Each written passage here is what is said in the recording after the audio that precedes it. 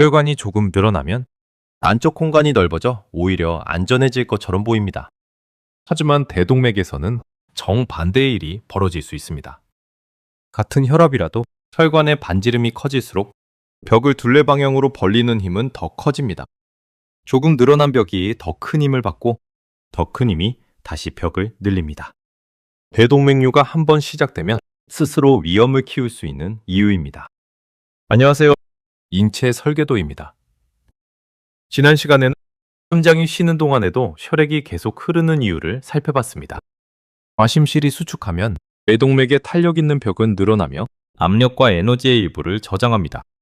과심실이 이완하고 대동맥 판막이 닫히면 늘어났던 벽의 탄성 반동이 저장된 에너지를 혈류로 되돌려줍니다.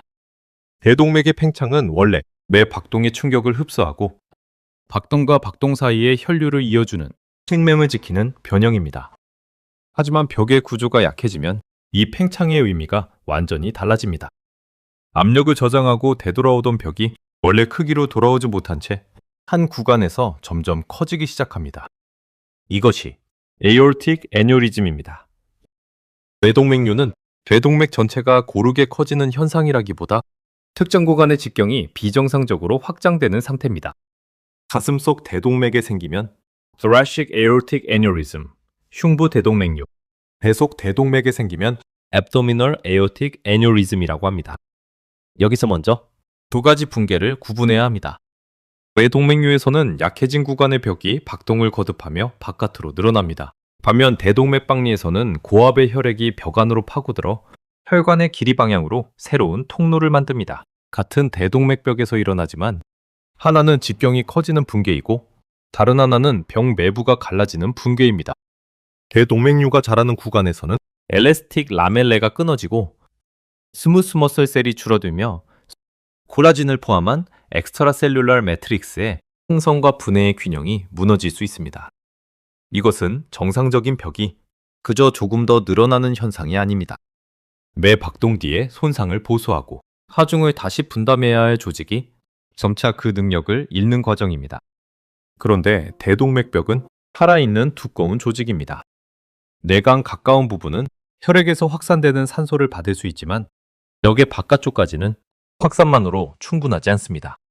그래서 바사 바소룸이라는 작은 혈관들이 대동맥벽의 바깥쪽에 산소와 영양분을 공급합니다.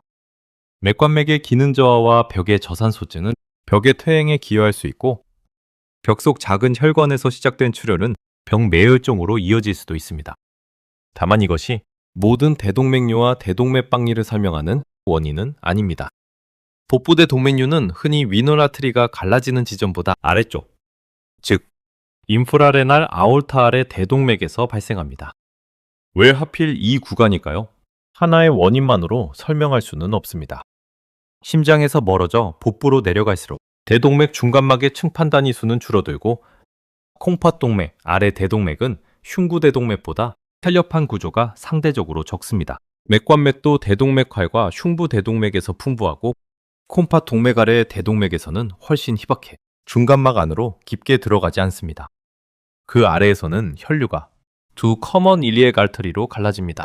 분지와 혈관 직경의 변화, 박동성 혈류가 만나면 벽에 작용하는 전달력과 응력의 분포도 공간마다 달라집니다.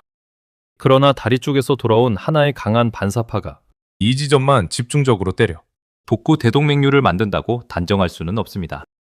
상대적으로 적은 탄력판과 희박한 맥관맥, 존지부의 복잡한 혈류 환경 위에 흡연과 노화, 염증과 단백질 분해 요소에 의한 세포의 기질의 손상이 겹칩니다.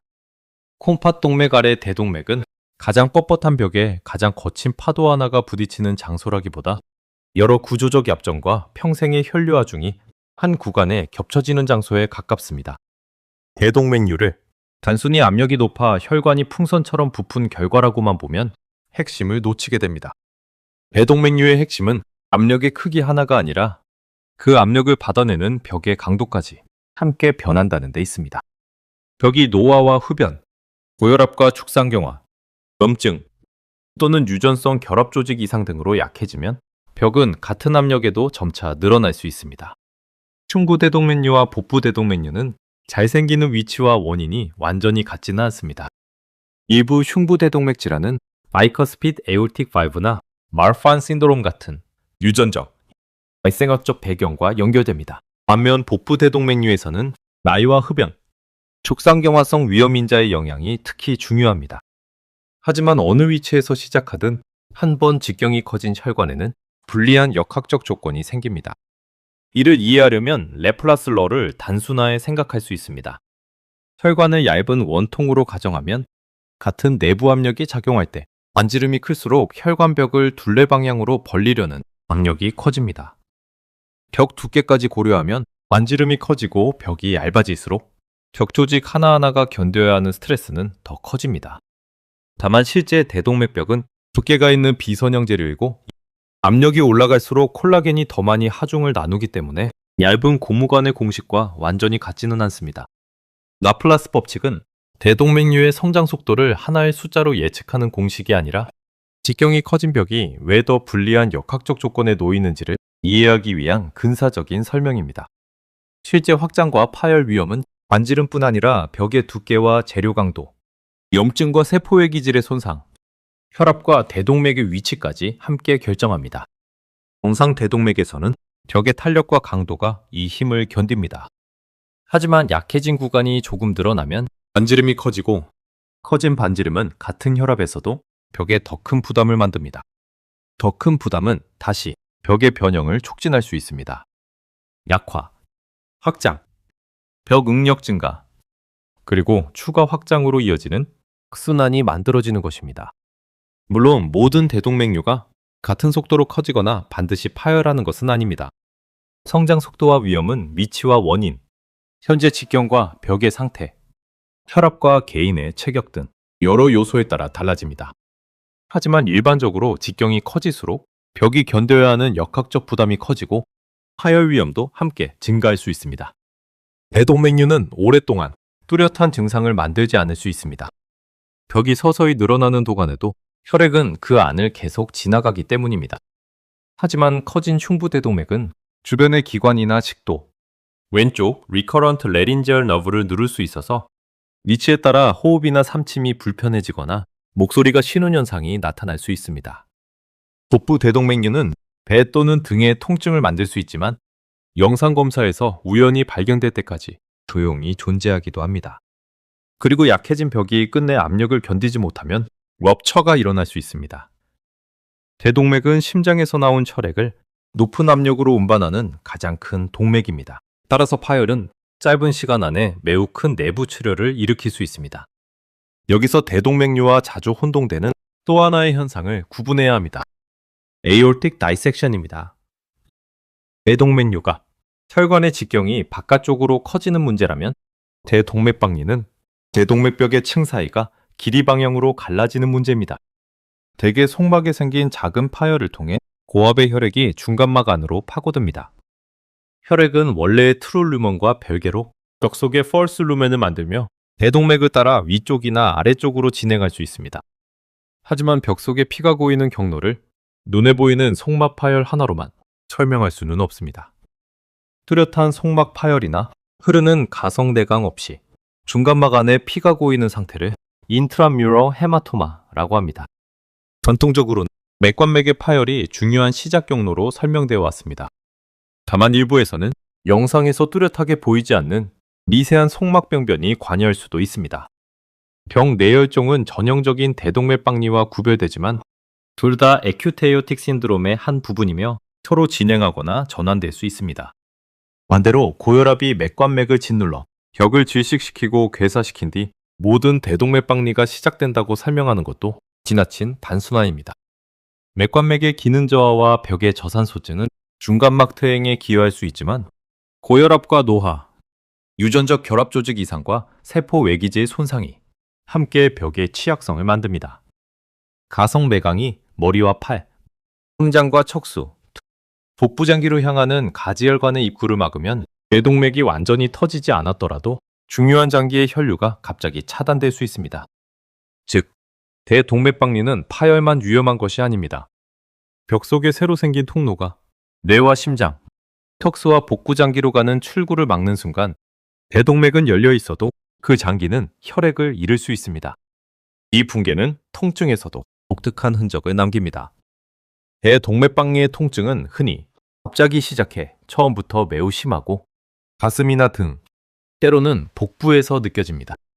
대동맥을 따라 박리가 진행하면 통증의 위치도 함께 이동할 수 있습니다. 환자는 이를 찢어지는 듯 하다고 표현하기도 하지만 실제로는 날카롭거나 찌르는 듯 하다고 표현하는 경우도 적지 않습니다. 통증은 혈관벽의 신경이 가성 내강에 의해 문자 그대로 뜯겨서 생긴다고 단정할 수 없습니다. 갑작스럽게 늘어나고 갈라지는 대동맥벽과 박감막이 Visceral Efferent Fibers, 내장 감각구 심섬유를 자극하고 그 신호가 가슴과 등에서 느껴지는 극심한 내장통으로 해석되는 것입니다. 따라서 대동맥박리의 임상적 경고는 찢어지는 통증이라는 한 단어보다 갑작스럽고 처음부터 극심하며 진행 방향에 따라 이동할 수 있다는 시간적 패턴에 있습니다. 대동맥류와 대동맥박리는 서로 함께 나타날 수도 있지만 같은 현상은 아닙니다. 큰 대동맥류가 박리 없이 파열할 수도 있고 매동맥이 크게 늘어나지 않은 상태에서 박리가 먼저 시작될 수도 있습니다. 바깥으로 부풀어 오르는 것이 대동맥류라면 벽의 층 사이로 혈액이 파고드는 것이 대동맥 박리입니다. 하나는 혈관의 직경을 바꾸고 다른 하나는 혈관벽 안에 새로운 통로를 만듭니다. 이 차이는 같은 대동맥벽이 바깥쪽 확장과 병 내부의 통로 형성이라는 전혀 다른 방식으로 무너질 수 있음을 보여줍니다. 오늘의 핵심은 이것입니다. 정상 대동맥은 매 박동마다 안전하게 늘어났다가 다시 원래 크기로 돌아옵니다. 그러나 하중을 견디는 벽이 약해지면 팽창은 더 이상 안전하게 되돌아오지 못합니다. 조금 커진 반지름이 벽의 장력을 높이고 높아진 부담이 다시 추가 팽창을 촉진하는 부조적 악순환이 시작될 수 있습니다. 이것이 대동맥류입니다. 그리고 속막의 틈이나 벽 속 출혈을 통해 혈액이 중간막의 층 사이로 파고들면 대동맥박리 또는 병매혈종이라는 또 다른 붕괴가 시작됩니다. 대동맥류는 바깥으로 커지는 직경의 문제이고 대동맥박리는 벽 안에 새로운 통로가 생기는 문제입니다. 둘은 같은 병이 아니지만 모두 반복되는 박동을 견디던 벽의 구조적 완전성이 무너진 결과입니다. 생명을 지키던 대동맥의 팽창은 벽이 온전할 때만 에너지를 저장하는 탄성으로 남습니다. 벽이 약해진 뒤에는 같은 혈압, 같은 박동이 붕괴를 밀어붙이는 하중으로 바뀔 수 있습니다. 다음 시간에는 동맥과 모세혈관을 지나 조직으로 빠져나온 체액이 어떻게 다시 순환계로 돌아오는지 살펴보겠습니다. 심장처럼 강한 펌프도 없고 동맥처럼 높은 압력도 없는데 체액을 한 방향으로 되돌려보내는 또 하나의 순환망이 있습니다. 다음 에피소드 림페틱 시스템, 혈관 옆을 달리는 두 번째 배수망의 설계를 살펴보겠습니다. 인체 설계도였습니다.